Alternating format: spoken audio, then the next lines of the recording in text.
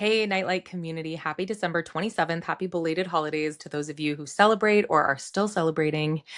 And welcome to the one woman show that is Weekend Wisdom this week. That's right. Because of holiday schedules, I am busting out this Weekend Wisdom all by my lonesome, but I am here, fear not, to take you on the wild ride that is the massively powerful and massively empowering lineup of planets that's going to be moving into Capricorn and then moving into Aquarius to conjoin Pluto. Before we get into that, I want to remind you that Adam and Team Nightlight's Kickstarter is in its final days. They do this Kickstarter every year and it funds all of the content that Adam makes, all of the awesome free astrological knowledge that he pumps out on this channel, as well as opening up the school's curriculum to people who need tuition assistance. There are so many awesome ways the Nightlight team uses the funds from this fundraiser every year. There are still some big ticket rewards left. We're just in the final days here, but any pledge amount counts because their goal every year is to just get one more supporter than they had the year previous. So even if you're only able to donate $5 or $10, if this content that Adam puts out on this channel benefits you in any way, I highly recommend engaging with the Kickstarter and making a pledge. All right, babes, with that being said, let's get into what's going on right here and now, because as we record, we currently have Mars, Venus, and the Sun all lined up in Capricorn, headed for one another. All right, so here's what we're looking at. We have Venus at 4 degrees of Capricorn, the Sun at 6 degrees of Capricorn, and Mars at 9 degrees of Capricorn. And over the next few days, as we move into the new year, Mercury will also come into Capricorn. And on January 1st, when Mercury moves into Capricorn and joins the fray, this is a moment where things really start to shift into what the hell is going on across the Cancer and Capricorn axis. We will get this beautiful full moon at 13 Cancer, which kind of really implies and pulls in all of the significations that we're going to be talking about here today.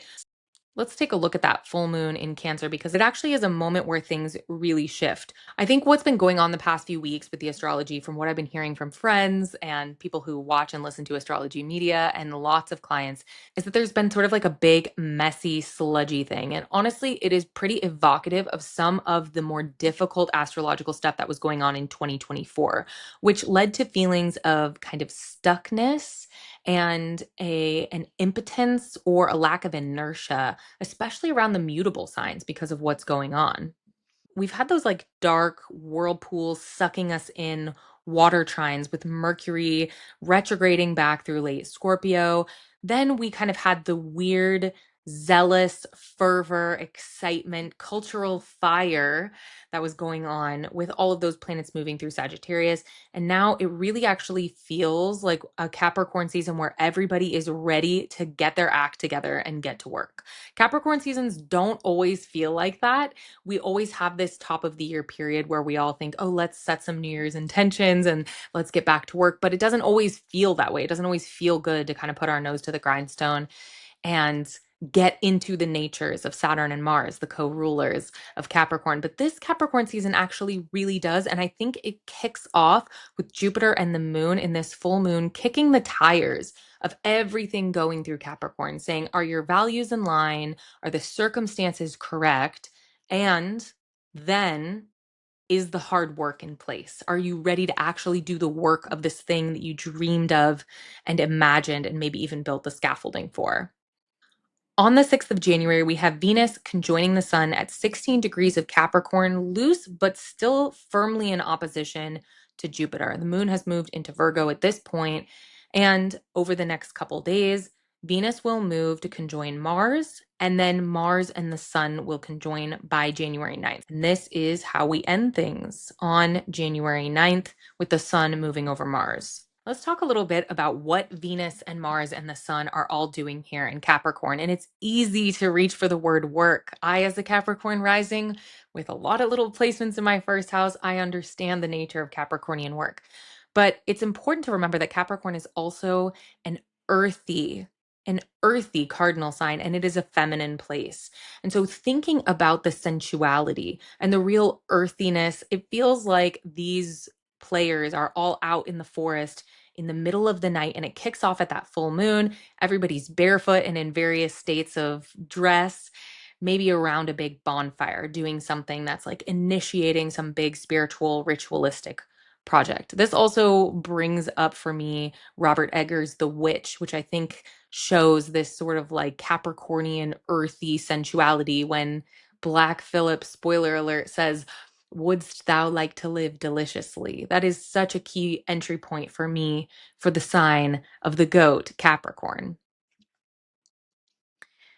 Capricorn is also a really fascinating sign mythologically because it is represented by the sea goat, which is, of course, a double bodied animal, even though Capricorn is a cardinal sign. And Capricorn is the only sign, essentially, of the zodiac that has two glyphs or more, maybe, depending on how you draw those glyphs. This is something that Liz Green brings up in her excellent book on Saturn in a kind of a random place, a random little diatribe she goes on about the double bodied nature, sneaky double bodied nature of Capricorn, even though Capricorn is a cardinal sign and not a mutable sign, which is what we call double bodied. So think about Mars and Venus, the illicit lovers of the zodiac who are constantly chasing each other around this wheel of time, finally meeting up and linking up together. And when they do so, they're sort of being consecrated and blessed and dying and being reborn, which is the symbolism that we associate with planets when they conjoin the sun. So there is also this connotation of the rebirth of the synodic cycle with Venus and Mars and the sun here in Capricorn. Let me flash us back to a couple important dates here too, because on June 4th, 2024, that was Venus's last superior cazimi, which means the last time Venus was direct and conjoined the sun. When she's retrograde and conjoins the sun, we call that the inferior cazimi, but the last superior cazimi was at 14 degrees of Gemini on June 4th, 2024. The inferior was on March 22nd, 2025 at 2 degrees of Aries. I don't know about you guys. Those dates, significant for me. So I'll be looking at this one, conjoining my North Node. Mars's synodic cycle. Mars's synodic cycle. Mars's synodic cycle also coincides with the birth of my son, I realize now, November 17th, 2023, at 25 degrees Scorpio, right near the last eclipse in Scorpio that happened right around that time as well. And this lineup here feels really significant. Let me just put it bluntly for especially anyone with cardinal sign placement. So if you have placements in Aries, Cancer, Libra, or Capricorn, this is going to be probably more potent for you. Or if your time lord for the year is Venus or Mars or the sun, this is going to feel really significant for you if you're in a Capricorn time year. If you're in a Capricorn perfected year, there's all kinds of ways that this is going to show up. But what I want you guys to think about is the Capricorn area of your chart. Think about the scaffolding that you are building there. What are you building in Capricorn? Because we have two incredible allies in Venus and Mars. And we also kind of have like the solar overlord, the sun historically associated with fate, among other things, and the light of the gods. This is such a stellar lineup in January. And I think what's really cool about this is that after these planets conjoin and swirl in and move in together, by the end of this month, they all sort of begin sliding over and conjoining Pluto. Let's take a look at that. Because of the planetary speeds, it actually goes in a different order than you would expect. It goes Venus, then Mercury, then the Sun, and then Mars conjoining Pluto. And I don't know about you guys, but I'm thinking a little bit about Mars and Venus as being journeymen and journeywomen on some kind of epic quest with the guidance of the Sun.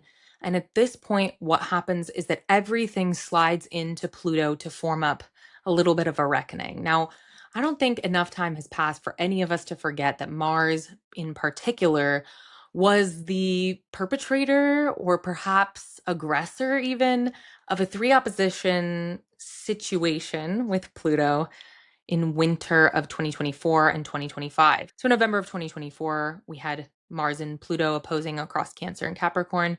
Then in January and April of 2025, we had Mars retrograding and then stationing direct, opposing Pluto across Leo and Aquarius axis.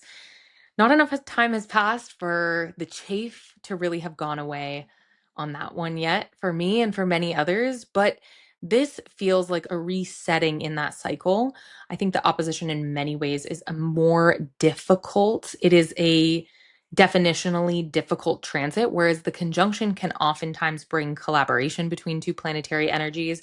It can be just as explosive, it can be just as challenging, but it isn't definitionally difficult like an opposition really is. When I look at this lineup of planets conjoining Pluto, the way that I feel about this is that all of these planetary wanderers have been on this journey for months looking for the villain of the story, which in my mind is kind of Pluto, right? Stick with me here. So they've been journeying, they've been learning things, they've been having experiences, and they've been making their way into the underworld. And this moment feels a little bit like they finally make it to the door of the villain's lair, and maybe brave, intrepid Venus kind of like puts her hand up to knock on the door, but Pluto actually opens the door before she can even sort of rest her knuckles on the wrapper. Pluto opens the door. Pluto is shockingly handsome, actually incredibly well dressed, has his lair all appointed perfectly. He's been expecting them, plot twist, and he's totally ready to issue them some kind of incredible monologue that's going to earn him an Emmy, that's going to show everybody how he's kind of not actually the villain and really just a victim of circumstance and actually just a misunderstood genius, something like this. I think this is really underscored by the fact that in February we get our first eclipse in Aquarius, which is at that point ruled by fallen Saturn. But here we have Saturn still comfortably in Pisces, kind of in aversion to what's going on, whereas Saturn will be forming a rather potent sextile to Pluto by the end of February. I think what we can all do here to make the best use out of all of this astrology is to consider deeply, firstly, now, what it is that Pluto is trying to do in your life in Aquarius. And we can do this in a few ways. Definitely look at the Aquarius part of your chart, see what kind of house themes and topics are coming up there. But there's also this thing that happens when Pluto gets involved, and there's a specific way that Pluto lessons sound. And very often it is the escalation of circumstance to create increasingly dire conditions that force us to take changes we should have taken voluntarily. And I'm going to say that one more time because it bears repeating, but Pluto will make your conditions increasingly more dire and force you to take change. I know so many friends, family, clients who have been dragged to rock bottom by Pluto in a situation where they should have just taken action. So I'll give you an example, just a purely anonymized example from somewhere in my brain, which is if you hated your job, Pluto would set up a series of circumstances where over a few months, all of a sudden, the one friend you had at your job leaves for another job. They announce budget cuts, so your salary is actually going to be cut a little bit. They fold another role into your role, so your work gets harder. And all this time, you might be telling yourself, I'm going to stay here because I want the job security. This is a bad economy. Whatever you're telling yourself, you know in your heart of hearts, deep, deep down, that you need to be looking for another job. But the more you resist that lesson, the more dire the circumstances become. And that is such a textbook Plutonian lesson. So if you're hearing me describe this slow descent to rock bottom, and you know that there's a part of your life where that's happening, this is your chance over the next few weeks as the planets come through Capricorn to do that cardinal Capricorn work to prepare yourself to enter the villain's lair and face that reckoning with Pluto that is going to result one way or another, either through this conjunction or through the eclipse in Aquarius. But one way or another, that reckoning is going to come.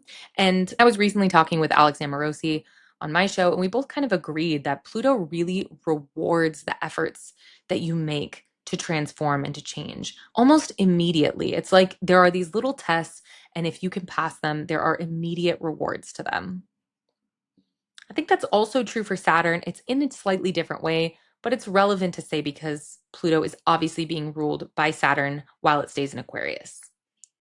All right, guys, let's take a look at one last plot point in this little story arc, which is the eclipse in Aquarius. It is a new moon eclipse. It is sort of technically conjunct or co-present at least, but Mars is in play. We also have Venus and Mercury in Pisces together. Venus exalted, Mercury in detriment and fall. And at this point, we have Saturn and Neptune just hours at this point, less than a couple days off their conjunction at 0 degrees of Aquarius. So I think when you look at this chart, it's pretty clear that what's happening at this eclipse time is a reckoning. And even though Pluto is earlier in the sign of Aquarius, eclipses are notoriously tectonic. They are like tidal waves of energy, creating these big shifts. And this entire eclipse is also taking place square to Uranus, now direct at 27 Taurus.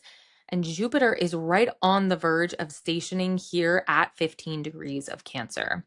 So I think no matter which way you slice it, this eclipse is quite clearly a reckoning. And particularly the first eclipse in any series always feels, in my experience, a little more potent because we don't have a sense of what that narrative storyline is emerging yet. The first eclipse in the series is always just getting our wits about us and our footing under us.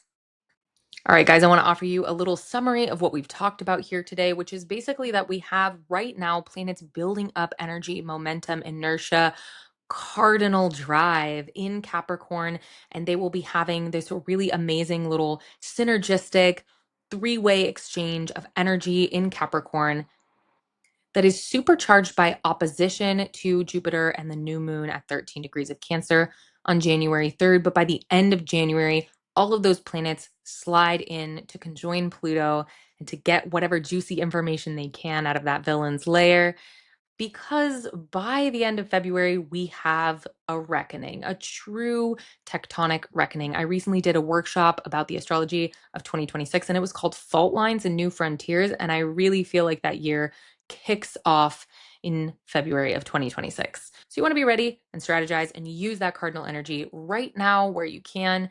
Make sure that the scaffolding is underneath you and make sure that you're being honest with yourself about those Pluto lessons in your life.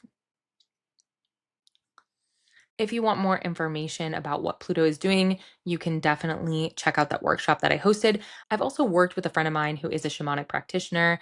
We do guided astrological trance journeys, and we made one specifically for this trip to Pluto's Hall. Both that and the workshop and one-on-one sessions and everything else you can do with me. All of that stuff is over at my website. It's the number 9livesastrology.com. I'm 9livesastrology on Instagram and on YouTube. I post transit videos. I post all kinds of juicy stuff over on my YouTube channel. So check it out. As always, I hope you guys have an incredible week. We will see you next Saturday. Hopefully there will be more of us for more weekend wisdom. Don't forget, get those contributions to Adam's Kickstarter in, help them beat their goals. Have an incredible week.